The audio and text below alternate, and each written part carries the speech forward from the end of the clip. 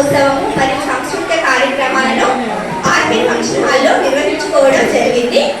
ఈ కార్యక్రమంలో భాగంగా దాదాపు 100 మంది మహిళలకు గోరింటాకు పెట్టుకోవడము జరిగింది. మరి ప్రతి ఆషాఢ మాసంలో కూడా మేము ఇలాంటి కార్యక్రమాలను ప్రతి సంవత్సరం కూడా నిర్వహించుకుంటూ ఉంటాం. మరి ఆషాఢ మాసం వచ్చిందనగానే మహిళలకు గోరింటాకు అంటే ఎక్కువ మక్కువగా ఉంటుంది.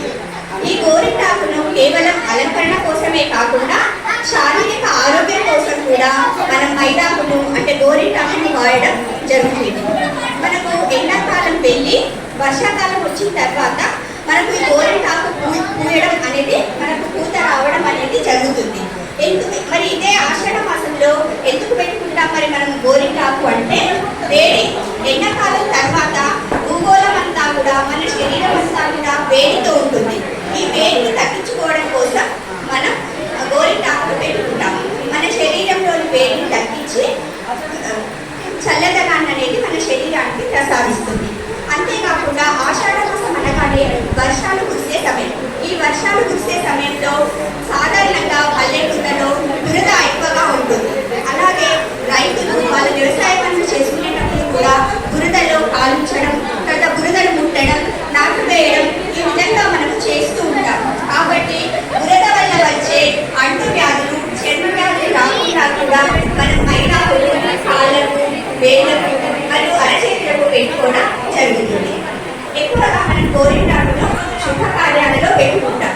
అలాగే కన్నెపిల్లలు గోరింటాకు పెట్టుకుంటే అది ఎర్రగా పండిందనుకోండి మంచి మొగుడొస్తాడు అని మనకు అమ్మమ్మలు, నాన్నమ్మలు పూర్వకాలం నుంచి చెప్తూ వస్తుంటారు. మరి ఎర్రగా పండకపోతే కూడా మనం బాధపడాల్సిన అవసరం లేదు. అలా ఎందుకంటారు అంటే ఎవరి శరీరంలో వేడి ఎక్కువగా ఉంటుందో వాళ్ళ శరీరంలో మనకు గోరింటాకు ఎర్రగా పండుతుంది.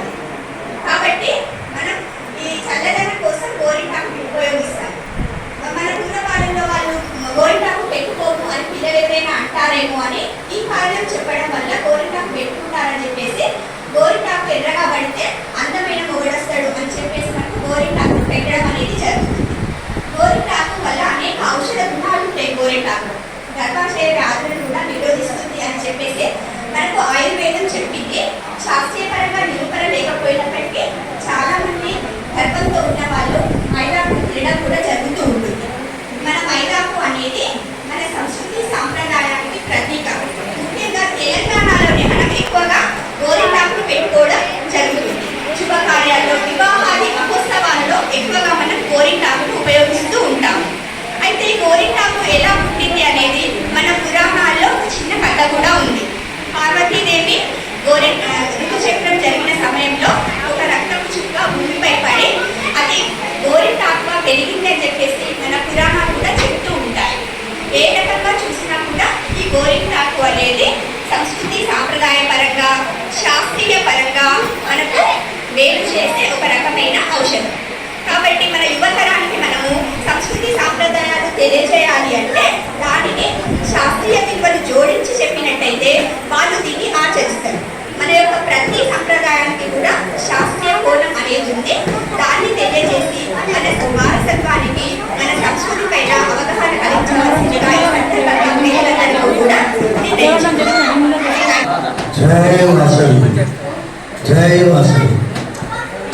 స్థానిక జగదాలయంలో కరీంనగర్లోను ఆర్య సంఘాన్ని స్థాపించుకొని ప్రతి సంవత్సరము ఆషాఢ మాసం కార్యక్రమాలు, గోరింటాకు సంబరాలు మహిళలచే ఘనంగా నిర్వహించుకోవడం జరిగింది.